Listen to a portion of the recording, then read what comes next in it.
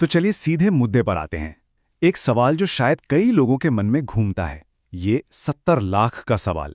आखिर ऐसा क्यों है कि एक इंडियन प्रोफेशनल की सैलरी जब दुनिया के दूसरे देशों से कंपेयर की जाती है तो इतनी कम क्यों लगती है? आज हम इसी पहेली की परतें खोलने वाले हैं। इसे समझने के लिए जरा एक कहानी सोचिए, दो इंजीनियरों की।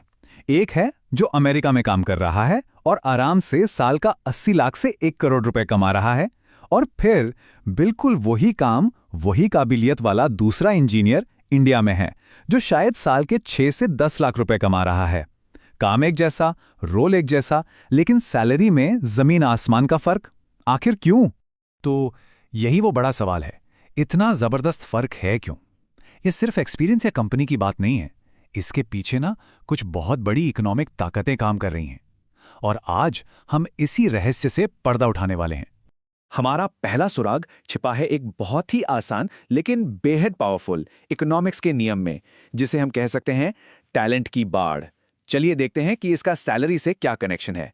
ये जो नंबर है ना, लाखों का, ये दिखाता है कि इंडिया में हर साल कितने सारे स्टूडेंट्स ग्रेजुएट होते हैं।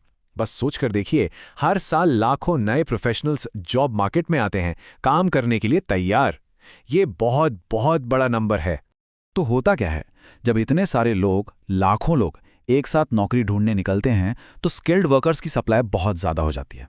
और इकोनॉमिक्स का सबसे बेसिक नियम क्या है?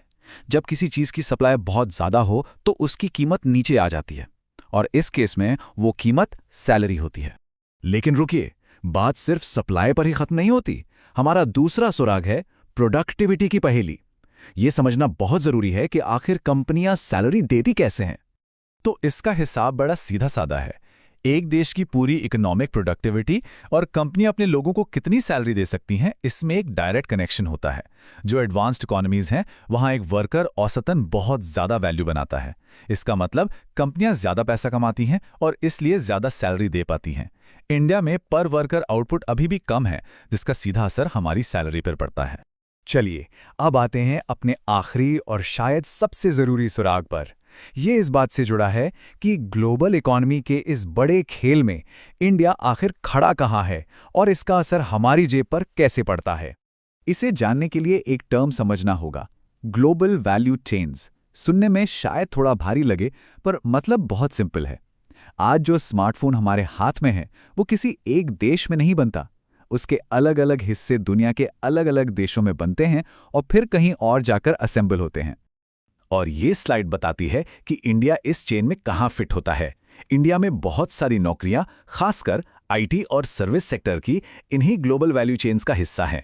कंपनियां अपना काम इंडिया में आउटसोर्स करती हैं क्योंकि यहाँ कम पैसे में काम हो जाता है। मतलब ये पूरा ढांचा ही कम सैलरी के आइडिया पर बनाया गया है, क्योंकि इसका मेन मकसद ही कॉस्ट बचाना है। तो अब हमारे पास तीनों सुराग हैं: टैलेंट की जबरदस्त सप्लाई, प्रोडक्टिविटी का फर्क और ग्लोबल वैल्यू चेन्स में हमारा रोल। जब हम इन तीनों को एक साथ जोड़कर देखते हैं तो उस 70 लाख के सवाल का जवाब बिल्कुल साफ हो जाता है। ये एक लाइन ना पूरी कहानी का निचोड़ है। इंडिया में टैलेंट की कोई कमी नहीं है, लेकिन यहाँ का इकोनॉमिक ढांचा ही सैलरी तय करता है। ये किसी एक इंसान की काबिलियत के बारे में नहीं है, ये उस बड़े इकोनॉमिक सिस्टम के बारे में है जिसके अंदर हम सब काम करते हैं। और ये सब हमें एक बहुत ही दिलचस्प सवाल पर लाकर खड़ा कर देता है। क्या होगा जब ये इकोनॉमिक ढांचा बदलना शुरू होगा? जैसे जैसे इंडिया ग्लोबल वैल्यू चेन में ऊपर चढ़ेगा और हमारी प्रोडक्टिविटी बढ़ेगी, तो क्या हमारी सैलरी की कहानी भी बदलेगी? ये आने वाले वक्त का $1 मिलियन या कहें कि 70 लाख का सवाल है।